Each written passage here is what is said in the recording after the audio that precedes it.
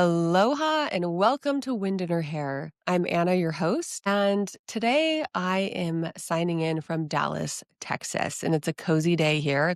Hence, I'm in my cozy sweatshirt and I am relocating. Yes, I left Nashville and I am settling. I am planting some roots in Dallas, Texas for the time being so that I can have easier, quicker, more consistent access to my children who are part time between Hawaii and now Dallas. Today, we're going to be talking about something that everybody struggles with. And I'm looking at my notes because, again, your time is precious and I want to stay on track and have you get the most out of this podcast as quickly as possible.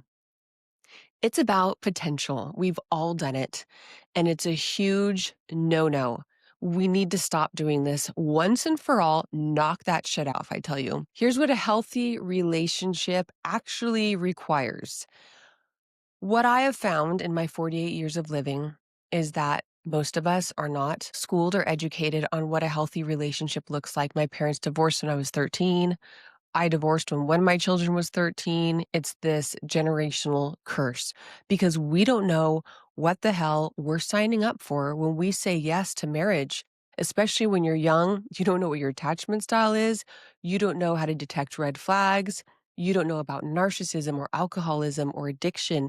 If you're not educated in any of that stuff, then you don't know what you're signing up for. And when you say yes to them, you say yes to their demons. And so we need to open our eyes and we need to start understanding what potential, the danger of dating somebody's potential. Just because falling in love with someone for their potential is the fastest way to break your heart, to break your own heart. So take a deep breath, whatever you're doing, just take a deep breath and pause for a second and be present because this is so important. This is going to spare you years of heartache. If you're dating someone's potential right now and you need to open your eyes and we need to stop that right now. That's what I'm here for because I've made these mistakes. I've gone through the gauntlet and now I've learned and I want to aid you, take your hand and help you get out of these situations that you don't deserve to be in. You deserve peace. You deserve to be cherished. You deserve to be adored. You deserve to be loved. And there's somebody out there who will do that for you, but you first have to start doing that with yourself. If you can't love yourself well, how can you love others well?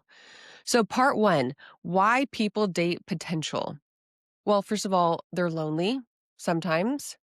They want to feel chosen. You know how good it feels when you are single and somebody comes along and shows you energy. I used to soak in all that energy. And now, when you've tasted healthy, true, honest, sincere, loving energy, anything less than that just is not attractive. Other people project who someone could be, or you fall in love with fantasy instead of behavior. And we think if we love them well enough, or if we say the right thing, or if we influence them or pressure them or talk them into it, they'll magically level up. This is never going to happen. How that person shows up for you now is how they're going to show up for you 5 years from now, 10 years from now. People don't change that much. Most people don't even change that much after 5 years. And we need to stop imagining what this person would be like if they did X, Y, and Z. I have a few clients who are dating potential right now, and they're like, well, she is this, this, and this. And if only she would do this, this, and this, she'd be perfect. I get it. Yeah, I get it. But no, we're not doing that anymore because as you can see, you've been with this person for X amount of time and they have not reached that level of fantasy that you have painted this picture for them. They're not going to do it. Number one, they don't want to. People have to change because they want to, not because you want them to. I had another client too who said that his wife was like, why you're changing now? Why didn't you change for me before? And I said, well, that's good you didn't change for her. Because if somebody says they're going to change for you, don't believe it. Say, no, don't change for me because someone who changes for somebody else, that's never going to be good enough because they need a strong why. And the strongest why you can have is not for somebody else who's going to disappoint you and let you down, maybe even leave you one day. That why has to be so strong. It has to be why you want to change for yourself, for you and only you, because you're with yourself for the rest of your life, right? You are the most important project you will ever work on. You're the most important investment you'll ever invest in. So make sure that you're changing for yourself and you have a really strong why because you want to be better, you want to do better, you want to have more peace in your life, more wisdom, better experiences, better opportunities, a healthy love. Maybe create a legacy of healthy relationships for your children, something mine never had. So you're not attracted to them, you're attracted to the idea of them. And I say this over and over again so I'm divorced now. I was married for 16 years. And I remember thinking, wow, he loves the idea of me. But I don't believe that he really actually loved me. And people say, especially in regards to my reels that I post about how I failed in my marriage, they say, why don't you go back to him? He never loved me. He loved the idea of me. And people who have narcissistic personality styles, they want somebody who's attractive, ambitious, motivated, multi-talented, who has drive and who's creative. They want someone like that.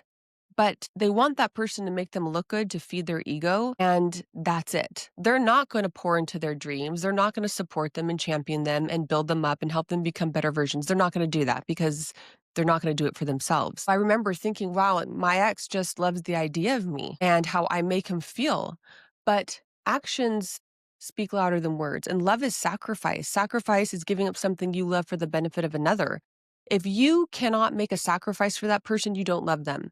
If you can't give up something that's hurting your relationship, that's hurting your children, that's hurting your life for the benefit of somebody else, you're not making sacrifices and you don't love them. That's what real love is. The biggest sacrifice that was ever made for your life was the fact that Jesus gave his life up on the cross for you. That was the hugest sacrifice in the entire world, to give up your life for someone. And most of the people hated Jesus and he still did it. So that's a little side note. Let's keep moving. Part 2, potential is projection. So we're going to talk about the imagined partner and the real partner. It's wild how we can live for months and years with this imagined partner that we wake up to every single day, and we just continue to wait and to cross our fingers and hold our breath, saying, oh, they're going to start working out. They're going to start managing their money better, and we're going to start saving, and we're going to start going on family vacations. And he's going to start encouraging me, just kind of pouring into me and my mental, my emotional health and my spirituality. Or she's going to start spending more time with me, even though they don't like to spend quality time. That's not their love language. And so you keep waiting for these changes to happen, and you could wait years, decades even. And it's just such a pity because you're wasting your freaking time. So we become in love with the version of them that exists in our head and not the one who actually shows up. So we need to stop being in love with the version of them we have in our head, and we need to face reality. Does this person, or here's a better question, is this person aligned with you? Are you on the same page? Do you have multiple things in common? Are you friends? Do you enjoy each other's company? And if you're just staying with that person for sex or money, I don't even know what to say. You're wasting your time. So, stop. Just stop it already. Part 3, consistency is greater than chemistry. And I know how important it is to have chemistry, that spark. And if you want to understand how to have spark, you need to have a balance of masculine and feminine polarity. You can't have two masculine people in a relationship, that the spark dissipates with that, or two feminine people. And I don't mean females and males. Men can be feminine and male, and females can have a masculine energy. But you need to have one of each to have that spark, that dynamic in a relationship that creates that chemistry. So chemistry is so important. I couldn't imagine being with anyone that I didn't just want to ravage all the time. But more important, and I'm saying you can have both, is to have somebody that you're attracted to, but also have somebody who consistently shows up as they're supposed to. And we never want to go into a relationship saying, I like this person, maybe their core, their frame, but I want to change all these other things about this person. No, we're not doing that either. You meet somebody, if they're aligned with your values and your standards and your beliefs and your lifestyle in most of the ways, then great, proceed. with caution, being sure that a lot of people show up one way and they change after a few months, especially narcissists. You have to be careful because they have this facade up. They want to hook you. And so they're going to have this mask up. They're going to be the person you want them to be, especially if you're an empath, narcissist or not. So they see certain traits in people, certain weaknesses. I've had weaknesses. I've attracted narcissists, and that's my own weaknesses, and they sink their claws in. And then a few months later, they reveal who they really are after they've already done this work of attracting you and then pulling you in, pulling you out. And it's like this bait and switch type of thing. And it's addictive. It's this dopamine rush that you get that sometimes you can't get out of this loop until somebody or something really bad happens. And sometimes it's years down the road. Unfortunately, it's a huge waste of time.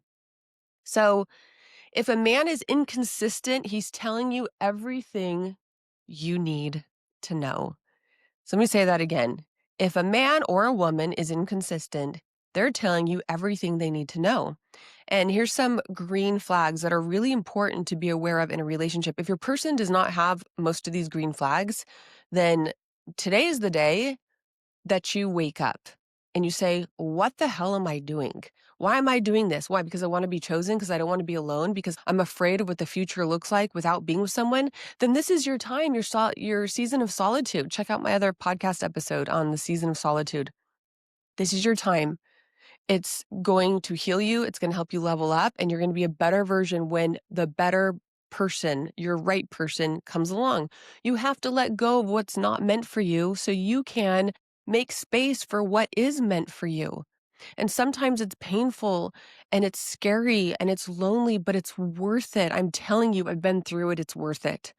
So here's some green flags: consistency, effort, not low effort, not half-assed effort, consistent effort. They're going to follow through with what they say they're going to do. They mean what they say and they say what they mean. They have emotional stability. They have availability physically, mentally, emotionally, and clarity. They're very clear with what they say. They don't lead you on. They don't play games. They don't breadcrumb you. They're not inconsistent. And these are not nice to haves at all. These are baseline requirements for a healthy relationship. Part 4, character is the real flex. So let's talk about how chemistry is easy. It's so easy to find somebody that you're attracted to. And if they, let's say from a woman's perspective, if they lean more masculine energy and I'm leaning more feminine, immediately there's that spark. And I've experienced this intense chemistry. But here's also, it can be a red flag. So they say that high chemistry usually results in quick lows where you're just so attracted to this person, then all of a sudden maybe they're love bombing you, and then all of a sudden within weeks or months there's just chaos and turmoil and inconsistency and drama. Character is rare. So there could be bad character and there could be good character. The people who work on their characters are the people who pay attention to their patterns, how they're triggered, these negative loops that they can find themselves in.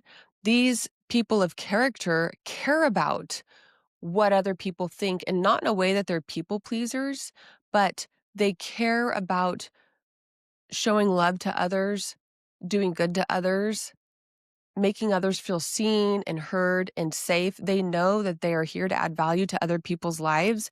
So they want to become a better version of themselves so they can love better. People who have low character or bad character are people who don't give a shit about others. They're only concerned with their own needs and their own selves. They're self-absorbed. They're okay not letting other people refine them and sharpen them. Good character is hard to come by. It takes work, intentionality, but it is so worth it because a person of high character is so rare that when you finally get it, you never want to let go of it. And good character are things like integrity, doing the right thing when no one's looking, honesty, trustworthiness, faithfulness, loyalty, and good work ethic. Leadership matters. And so men, I just had a client recently who said, I blew it. I didn't lead. And now she's done. And men, if you're not leading and you know it, don't wait till she decides she's done and she leaves, unless you're fine if she leaves. In that case, why are you still in that relationship? Set her free. You're doing her a disservice. You're being self-centered. Set her free so she can go find somebody who's truly going to invest in her. So learn how to lead. Women of good character who are high value, they are natural leaders, but they are absolutely more than happy and even desire a man of masculine energy to step into her life and lead her, to support her emotionally, mentally, spiritually, not necessarily financially, but all the other ways are so much more important to be able to lead her. And you, as the man, need to have vision for your life. You can't just be wandering aimlessly through life. You need to have a vision, and then you need to be able to lead her and also help her cultivate her talents and her gifts, what she has to offer to this world. Men, you have a big calling on your life, and that's the way God made it. You have a big responsibility. And so it's so important to understand what it means to be a leader. And part of that is having a life of clarity, being clear on your goals, and having vision, knowing that you are on a mission. And if you're in a job that you hate, then it's time for you to wake up and stop making excuses and get a new job. So you stop making everyone else miserable. Integrity matters. So we talked about that for a second. Doing the right thing even when no one's looking, it is so hard. Even walking out of the store with something that you didn't buy and you didn't realize till you got to the car. And the last thing you want to do is go back to the store and return it. But you got to, because how you do one thing is how you do everything. Do not make excuses for yourself. I love this. God tells me this all the time. Anna, the exceptional cannot make exceptions for themselves. And if you want to be exceptional, you cannot make exceptions for yourself. Trust me, I want to take the easy way out too. But those little tiny habits are what create who you are today. And don't think that people don't notice. Don't think that what you're doing right now is not going to be revealed. There's also a verse in the Bible that says everything hidden will be revealed. Everything that's buried will come to the surface. So whatever you think lie or whatever you did that you think is going to stay hidden forever, it's not. People are going to find out about it. And that has helped me.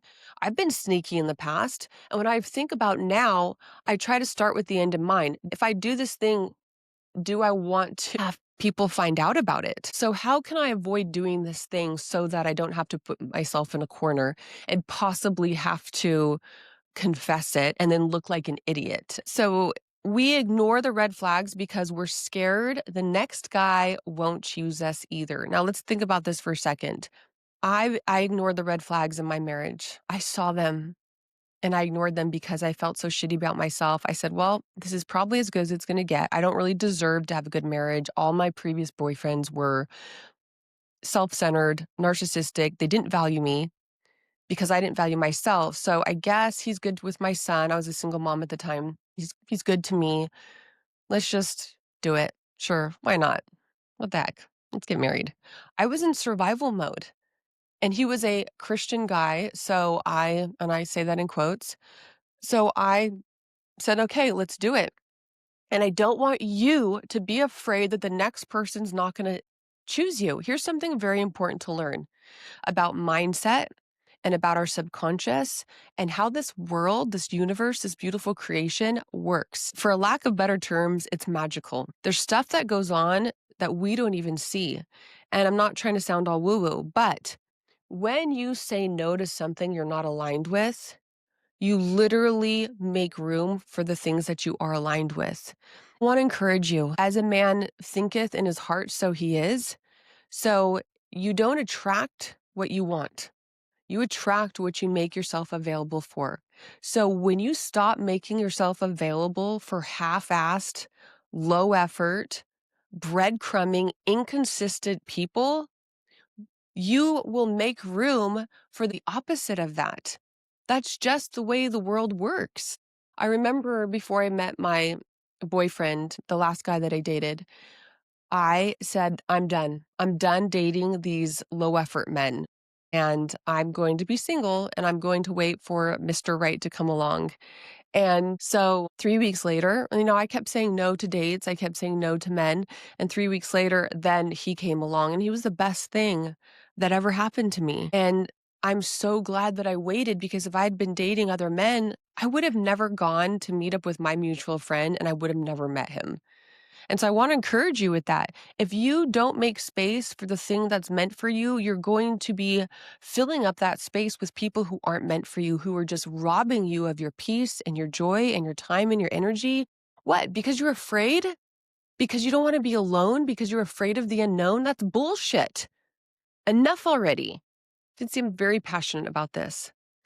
So I want to talk a little bit about in my marriage, I kind of felt like, okay, this is fine. This is good as it's going to get.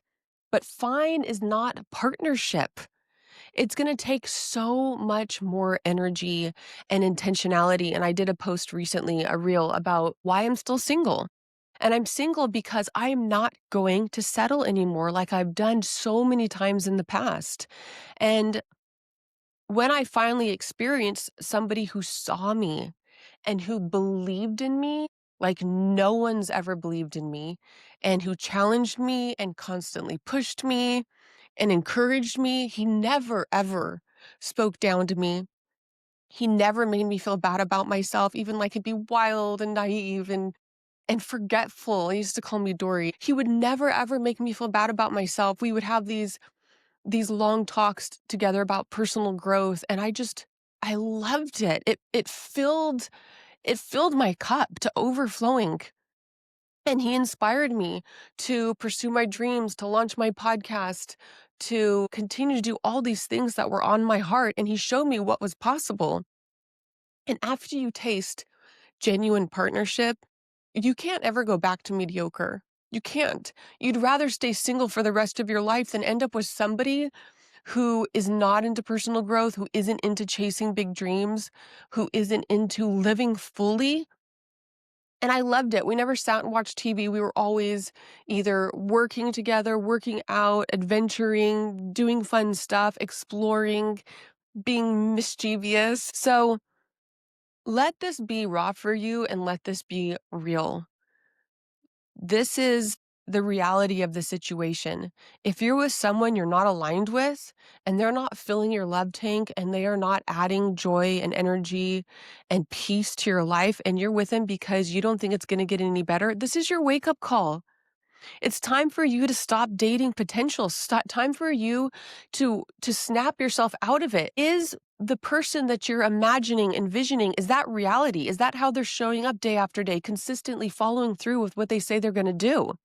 This is healthy love. Healthy relationship is safe. It's not suffocating. It's not someone being jealous and insecure and controlling and always questioning where you're going. They'll ask where you're going and what you're doing or who you're doing it with, but because they care, not in a controlling, manipulative way. They're respectful. They're not reactive. And there's a difference between reacting and responding. Responding is thoughtful, it's intentional. You're giving yourself a buffer between the stimulus and the response, that little buffer time. The bigger the buffer you have, the more wise you are, the less mistakes you make, the less regrets you have. The people who have zero buffer or very small, they're the ones who snap, who lose their cool, who say things they shouldn't say, and who hurt people. So make sure you have that buffer. I have a client who is one of the best communicators I've known. He's very thoughtful.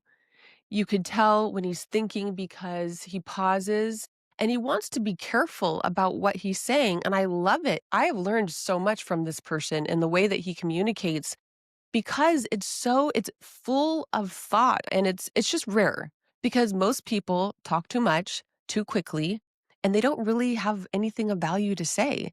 And I can tell this person wants to be careful about what he says. He wants to choose the right words. He wants to come across appropriately or with wisdom and insight. And not that he's trying to always say the right thing and sound profound and so intelligent. That's not the case at all. So something to think about, to be respectful, not reactive, and clear.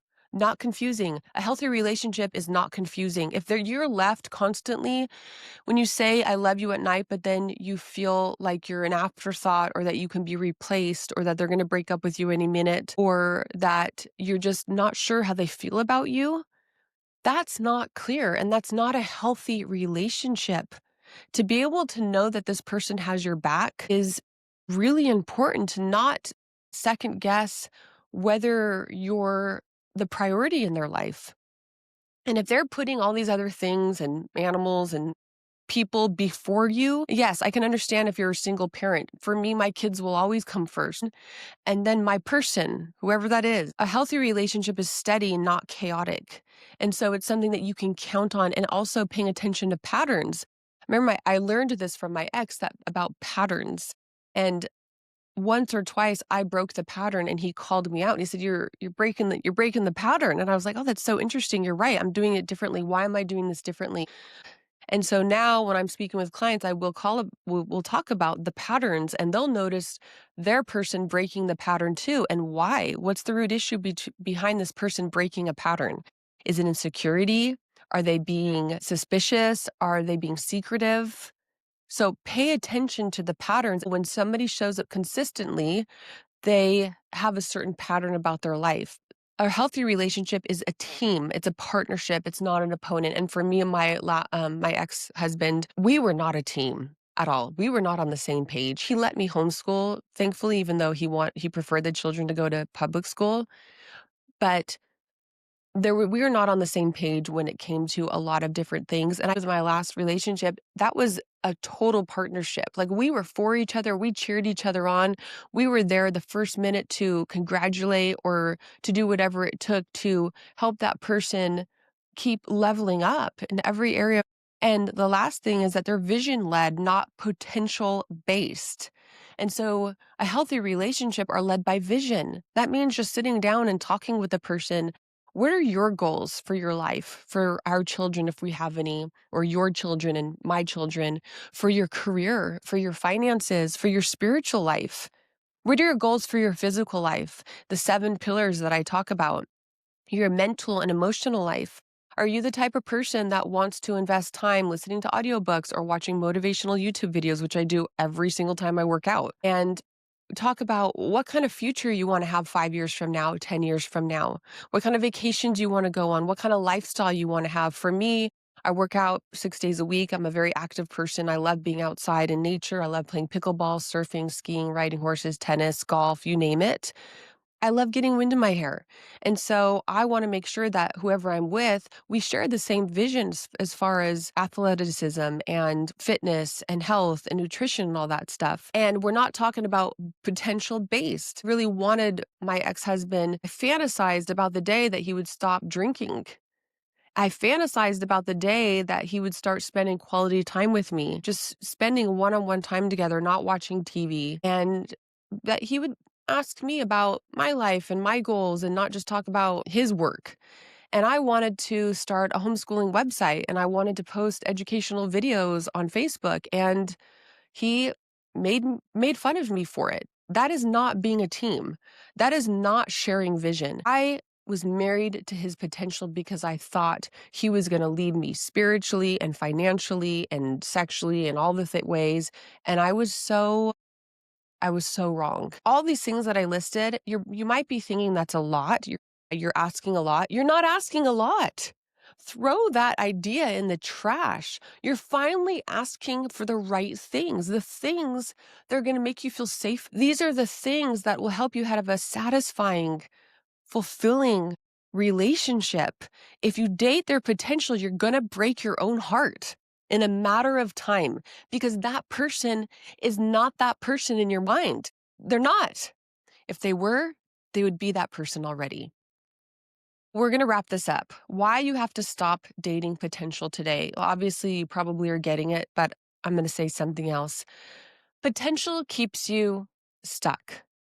You know that, right? I'm sure you feel stuck because you've been dating their potential for way too long. Potential keeps you unavailable for the partner who's actually aligned. This is the saddest part about it, is the person who's really aligned for you will pass you by because you're with a bench warmer. And I talk about bench warmers and high value people. Let me touch on that really quickly. There are high value people and there are low value people, which are called bench warmers. Now listen up, because you're probably rolling your eyes. Everybody has value, 100%. Everybody has value, but not everybody lives like they value themselves, right? The drug addict on the corner, does he value himself? No. Does he value his teeth? No. Does he value his body? No. So not everybody lives like they have value. And it's usually the people, and somebody commented on Instagram recently, which I loved. He said, does every woman have to go through the gauntlet and be broken to be high value, or can she just be raised well? And I said, she doesn't have to be a wounded warrior to have high value, because most women and men who go through the gauntlet, they go through the ringer, they've been broken, they've gone through really, really hard times, and they've healed themselves and they've risen from the ashes. And now they're like that person 3.0, and they're living life to the fullest and they're not accepting breadcrumbs anymore. That's one case. But then there's also the rare person who is raised well and loved well and who is kept safe. And that person is also high value. I did not always value myself. I would not have considered myself a high value woman 10 plus years ago, or even less than that, maybe 8 years ago. I finally hired a life coach, and then I got divorced. And now I'm a high value woman because I've been through a lot, because I've been broken, because I hit rock bottom. But God, He came through and He changed my life from the inside out and He saved me. Now I value myself. Why? Because I invest in me every day, multiple hours a day. And I'm not saying that to brag.